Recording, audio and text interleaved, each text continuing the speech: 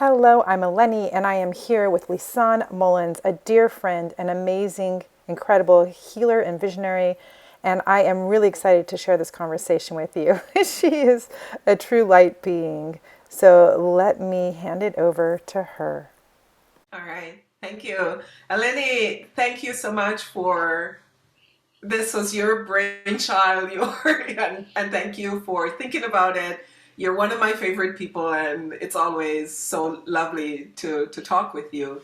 So I'm Li-Sann Mullins, and I am the founder of the Temple of Alchemy and Illumination, which is, I refer to it as an etheric healing and transformation space. I am also the alchemist behind Sacred Alchemy Light Creations, um, which is a group of highly infused with sacred geometry and all those things, set of products Magic, that magic. that came in for me to resource others with on their journey. But what I'm most passionate about is to support the divine feminine. And it's for some reason, spiritually oriented women entrepreneur are drawn to me, that those have been my people for the longest while. So I'm very passionate about supporting women to really break through their inner limits and to step into what I call their healed space, and then to go beyond healing to the remembering of their true divine essence. So their journey with me is twofold. We heal the things that are keeping them from remembering who they are. And then we get to that sweet spot of the what I call the remembrance activation, where then they're able to really tap into themselves way beyond the human experience. And that brings me great joy, both aspects of the journey. Nice, beautiful. Lisan, I mean, I think this is just listening to you talk, it's just reminding me all the reasons why I love talking with you and why I think it's so important to have this conversation because my experience of you, we've known each other for a few years, not too many years, 3 years, and my experience of you is this incredibly tuned in, clear visioned healer that and I am grateful and lucky to say that I've been able to benefit from your healing work and that you go And vice and vice versa. versa, right? She's one of the only people I trust, you guys, to work with me. But you have this incredible, I just feel like you're tapped in and walking in multiple worlds at the same time. And you have this incredible laser focus and amazing insight into so many different layers. And I'm always in awe of the way that you feel into and perceive the world. And so when I was sitting and I was like, there's so many things that I want to ask you that I don't know about. And it's funny. And I want to have this in, I guess, to record it for, I think for us and for whoever is going to benefit from this, because I truly feel like it's an important conversation. And I mean, just your own personal process, but I think even hearing about how you are working with the women that you're working with is, I just can feel it in my heart of how important, I mean, always how important it is, but like right here, right now, the support of the divine feminine and the very specific, particular way that you support both through your client work, through your group work, as well as through these incredible formulas that you've created that I use. And it has been a huge, that's a whole nother conversation, but everything that comes through you is so potent and powerful and transformative. And so would love to, if you're okay with it, just talk a little bit about, because I have some questions for you around like your process and relationship with your spiritual journey, essentially. Are you good with just kind of doing a dive Yeah. in right now? Yes. Oh, Okay. absolutely. I'm going to try to do bullet point as much as possible and go back to, I want to name that I grew up in a very traditional Christian household and even went to a Christian boarding school for a good bit of my tween into high school graduation time. So I was very steeped into the traditional uh, religion, but there was always a bit of a disconnect for me because I saw the perception of God and of the spirit world as very narrow, the way it was defined in religion. So from I was a little girl, I had this, I call it like this existential crisis because I knew that they were not speaking the truth. I knew that the infinite intelligence operated very differently from what I was being taught. But luckily for me, my my dad, he was the person I could talk to because I could see the light beings from other realms. I could see Jesus, I could see Mother Mary, I could see the archangels, and I would talk to them, right? So I was a weird little girl with a group of friends who were light beings. And it was my dad who helped me to understand, because my father is a very clear seer also, even though in his generation it was never something that he was allowed to explore and to flourish. And so the world, in my opinion, lost out on a very gifted seer and healer. But my dad was not surprised by it. He actually, that was his realm also, even though it was so hidden. And so I always knew that the other world existed. And for me, it was always more real than the physical realm. So, like any good citizen of the world, when I got into young adulthood and to look at the family and started getting married and everything, I shoved all that away because I wanted to fit in. And that was a mistake. So my guides would come and I journaled, right? That the thing for me was the only place I could name these things was in my journal. So I probably have dozens and dozens of journals that just messages and messages that would come forth. And I was always able to walk into other dimensions. Like, so there are times I'm sitting somewhere and there's a dimension switch that happens and I'm somewhere else.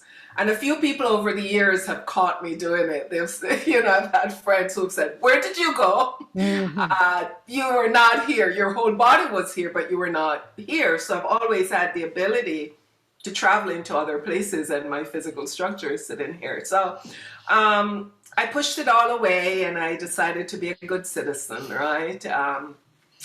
Follow what I call the sheep route, and no disrespect to sheep, but I've met so many women that I've worked with who have been wounded in this way because they have had to stuff it down. So there are many of us walking around that had to do that to survive in these different cultures that did not know how to work with us. So then pain was what pulled me back into my truth. My guides kept coming to me, Jesus, Master Saint Germain, though, and kept saying, "You need to get back on. You were not one of the souls that came here to just let go of your soul's mission. And we're not going to let you." So I ignored that, right? And I still went on with my life. And there came a point in the spring of the early 90s, my entire life fell apart. I lost everything. I was homeless. I had 2 little kids, on, a divorce. And that was the turning point for me, because the only thing that saved me was to remember who I was. And I don't mean remember that I was human or remember that life is good or any of that. It was to remember that I am spirit soul having a human experience, and that if I return to the knowing of myself as that, then everything would change. And so I did, and I never looked back. Wow, okay, so that's beautiful, and in so many pieces I want to talk about in that, but that's incredible. So you really came into this world with clearly knowing who you were, is what I'm hearing you say. and seeing reality for what it is, multiple dimensions. I mean, that was Yeah, this that. world, this world that we look at with cars and houses, this world for me is the illusion. Mm. And so I don't set a lot of store by it. I understand fully, and I knew it. Like I came in with that coded in. I recognize that this world is only a very tiny aspect of the invisible world, and that if I needed to access anything for myself or for anyone else, that I couldn't look to this world. This world has already played out all that it needs to play out, and That's right. we're not finding the answers here. Yeah, that's right. Yes. So, and you had a father who supported you in that, or understood at least, right? And You did. yeah. And okay, and then going through, and then there was a pivotal point in your young adulthood where everything crashed. And then, so coming back to, stepping back into that remembering of you and seeing everything, what was that like? I mean, was that hard? Was it a Coming relief? home, Yeah. the trauma went away. Mm. The trauma, the real source of the trauma was trying to be only human. And that's what I see with everyone. You know, so oftentimes, sometimes I just say to a person dead in the eye, I'll say, do you really know who you are? Mm. And that sometimes just that wakes them up to this tiny aspect of myself that's the human stuck in the story of pain or whatever, is meant to be held and resourced in the arms of your absoluteness, your totality, who is so vast that the tiny human can be resourced by that, by us, by you, by I, you know, as this vast intelligence. And so I jokingly sometimes say to people, but it's not a joke. I said, Jesus tried to tell us, right? And it's not to get to religion, but I grew up Christian. Mm-hmm. He said it so many times. He says, I and my Father are one. Mm. He wasn't talking about just himself. What God would create just one person to be the blueprint of him? Mm. We thought that died with Jesus. No, he only came to tell us that. So I look at people and I say, I and my Father are one. Mm. And if I and my Father are one, then it means I'm limitless. Mm. But then, you know, that was like when he said that, his time here was limited because the Catholic Church, the Roman Empire, got so confronted by that. Here is this man teaching people to remember themselves, so the cross came very shortly after. Mm-hmm. You know, as he'd say to Simon Peter, don't call me Jesus Christ, remember that you're also Peter Christ.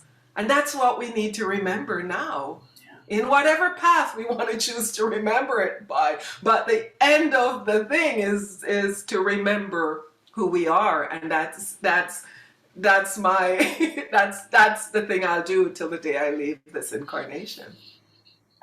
That's so beautiful. And so it's I feel like it's so clear why spiritual women entrepreneurs are coming to work with you, right? And at what point in their process, I mean, are you finding that people are coming and they already have an insight that there's this desire to wake up, or are they coming in with sort of like, just get me out of this pain? You know, Elena, that's such a great question.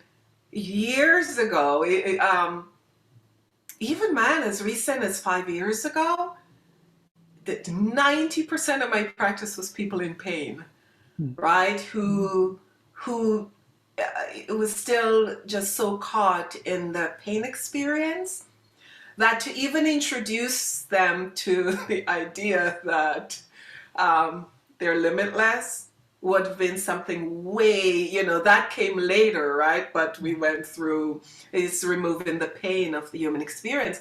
And something very interesting has happened. especially in the last 3 years, right, where it flipped.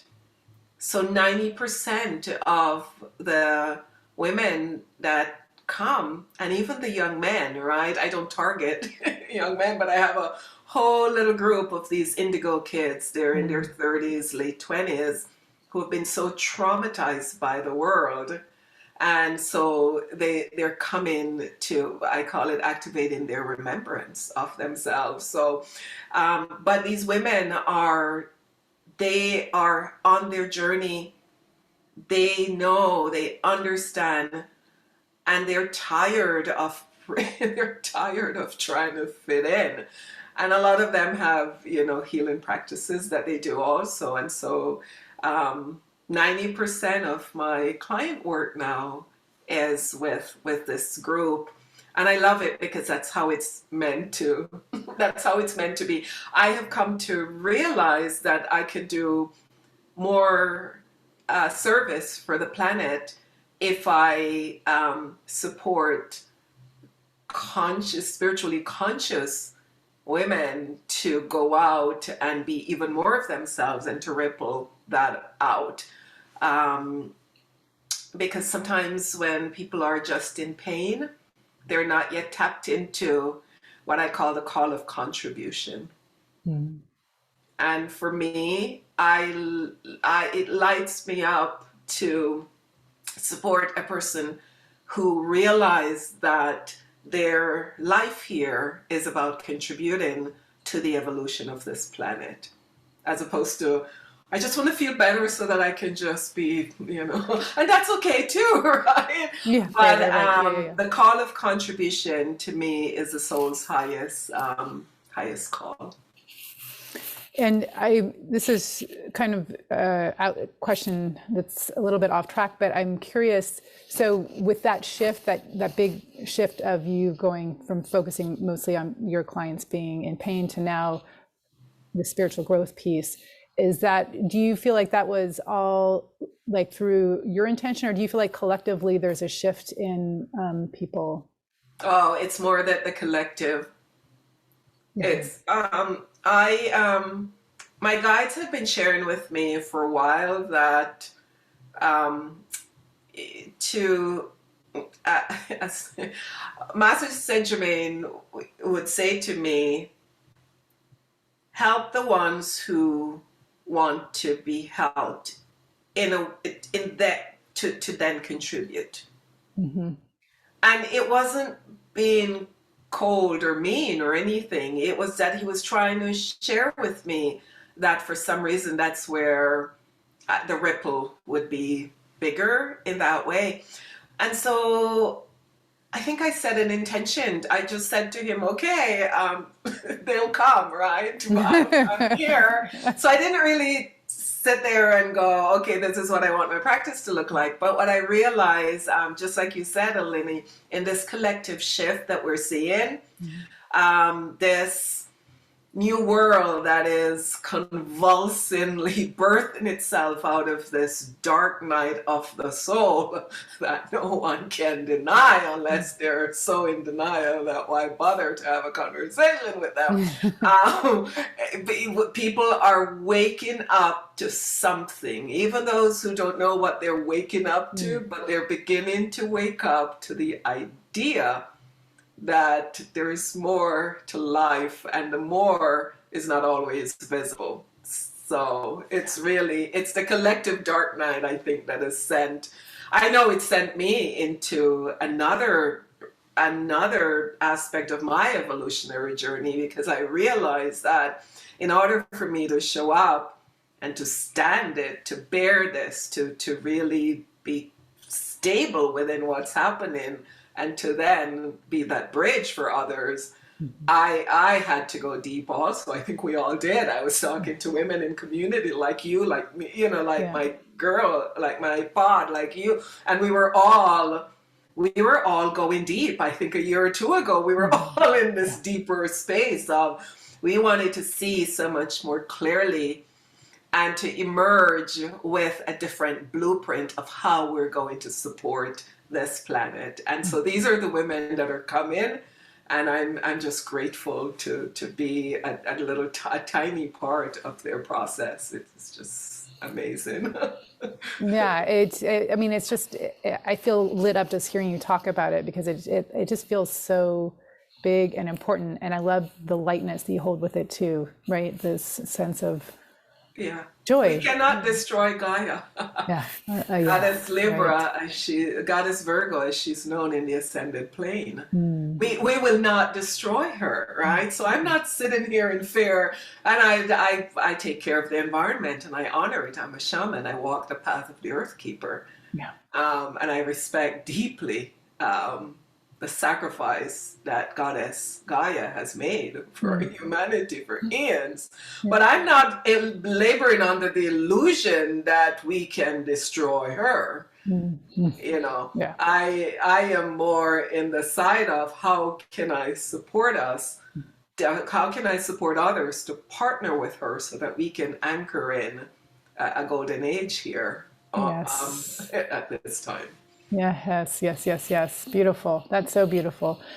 I feel like this might be a good place to end. I had a couple other questions, but I feel like you have spoke so beautifully and eloquently. I kind of want to just leave it there. Do you have any other final thoughts that you'd like to share? No, I just I think if there's one thing I'd like to share is to encourage anyone who feel like they're ready to bridge into another world or to say yes to something that's asking to be birthed through them or as them, to not be afraid of this, what I call the death and rebirth process, where we Mhm. die to the aspect of ourselves that really kind of needs to die. That's the Yeah. truth. The soul does not invite us into a death and rebirth unless it has the master plan, which is to birth us as even more of ourselves. So I've had some conversations where people are struggling to still hold on to the old paradigm, Mm. and so I say to them, you just gotta you just gotta do it. Yeah. So I just would say, trust that your soul will never write a plan where it could destroy itself and it will not emerge victorious. It's impossible. Beautiful. Li-Sann, thank you so much. That's a beautiful, beautiful place to end. Thank you, thank you, thank you. I love Eleni, you. thank you. You are one of my most cherished and respected sister friends. And I'm so grateful for you, Eleni. I'm so grateful that you're here, And that we're once likewise. again in the same incarnation together. That's right. Exactly. That's right. I am so grateful too. Thank you so much, Li-Sann. I very much appreciate this. Until next time.